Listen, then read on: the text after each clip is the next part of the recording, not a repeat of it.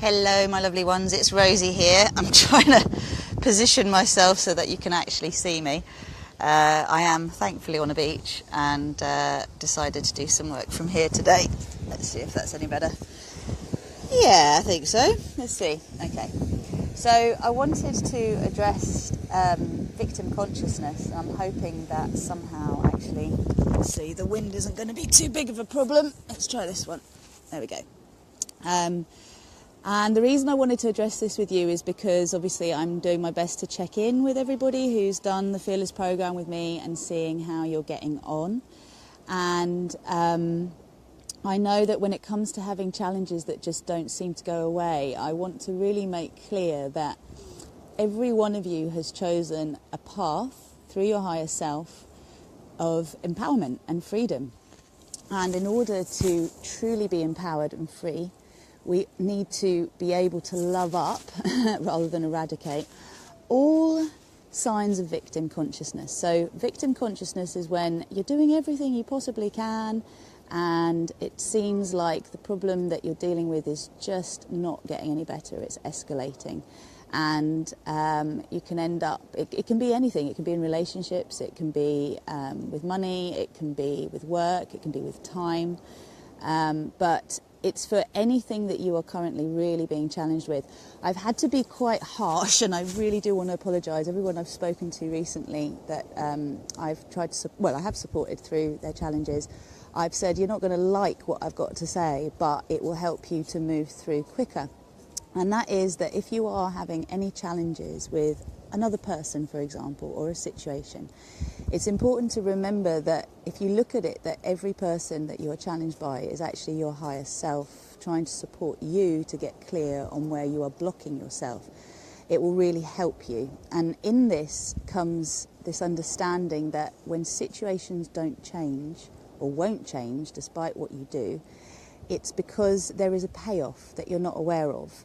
So the payoff for staying as you are seems to be more appealing than actually making the change or allowing the change to take root.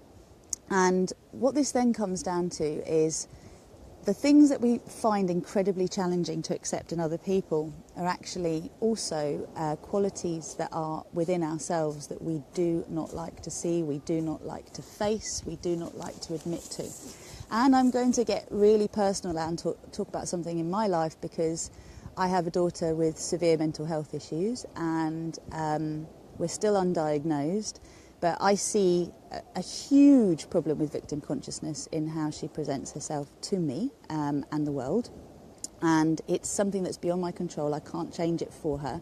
But let's take this a step further and look in the mirror. And if I'm seeing victim consciousness in her, then I'm also accepting that somewhere in me there still exists some victim consciousness. And I'll tell you what it is. It's like no matter how hard I try, I cannot create a long-term harmonious relationship with her.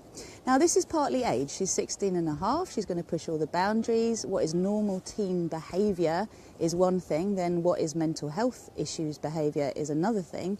And then you have the fact that when you are a sensitive soul, which anyone who's done the Fearless programme is, you will take to heart anything that is said to you that is unkind and unpleasant. And not only will you go, oh, she's just angry, or she's just venting, she doesn't mean it.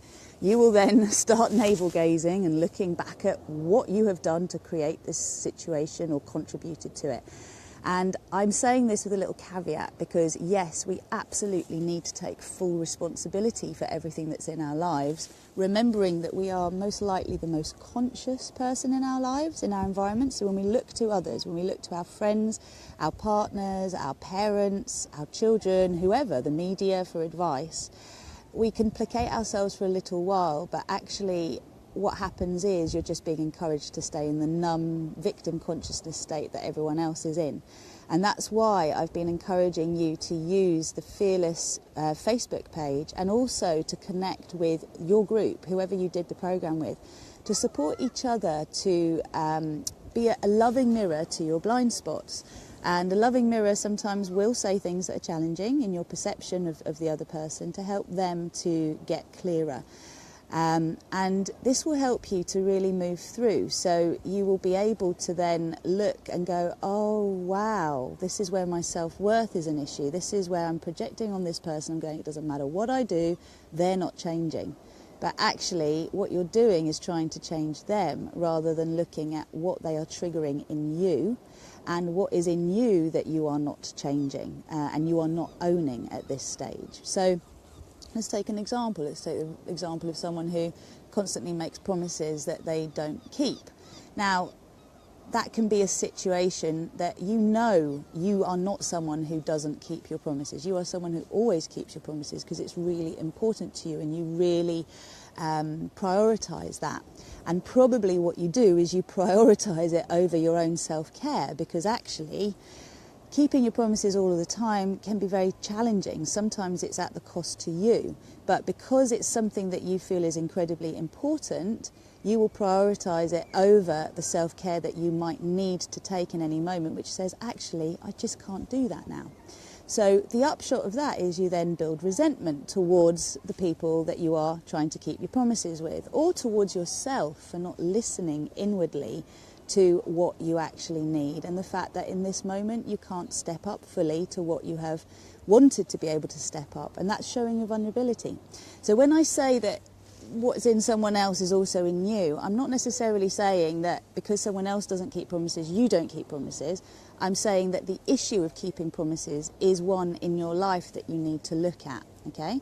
So if we take another example, we take the example of someone constantly disempowering you by making out that you are not a good mum, or you're not a good partner, or in whatever shape or form belittling you. And in the end, it's going to really trigger you if you don't think very highly of yourself. And you will be defensive towards them. You will be angry and resentful and on the attack is probably a good way of putting it, because we don't want these things shown to us. And we all have deep-rooted fears. So when someone is pointing out our flaws, it's very challenging for us. Do we want to accept them? Are they actually true about us? Is it just a projection of the other person's own feelings about themselves? It can get quite complex, which is why you need a playground to look at things from different angles and see what you haven't seen. Now, in both the people I've spoken to recently, just through presenting things in this way, there's been some really big breakthroughs in them seeing what they've not been able to see before, but actually what the world has been mirroring to them. So if the world is not mirroring to you what you want to see, and you are setting your intentions of how you want to feel and how you want to be in the world, then what is happening is the world is showing you where your resistance is to actually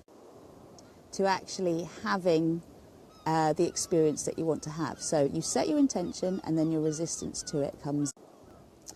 I'm losing connection here, so it might be time to end this video. But what I would like you all to do, if you are happy to, knowing this is a closed group, is to share your stories of the things that you are really being challenged by. And I would like you each to supporting each other to try and work through the blind spots, so to see what you're picking up without being worried about offending. Be kind, obviously. We're not going to be pointing fingers, but actually being to see things that maybe they can't see and to reflect it back. Okay, so that's really something I would like you to use the group for, and I will step in and support, but I want to see you using the tools that you already have. I will try and post up here a little toolkit that I put together for one of the groups that's just done the Fearless programme to help you. But remember that once you've identified the key issues, you will then know which detoxes you need to do again. All right, you're going deeper all the time, and your freedom is there. Every time you get through a difficult moment, you then feel the space to fill up with joy. And yesterday was a really difficult day about not resisting, about the path of non-resistance. And I had to just witness myself through some really challenging moments. But today I feel amazing. Today I feel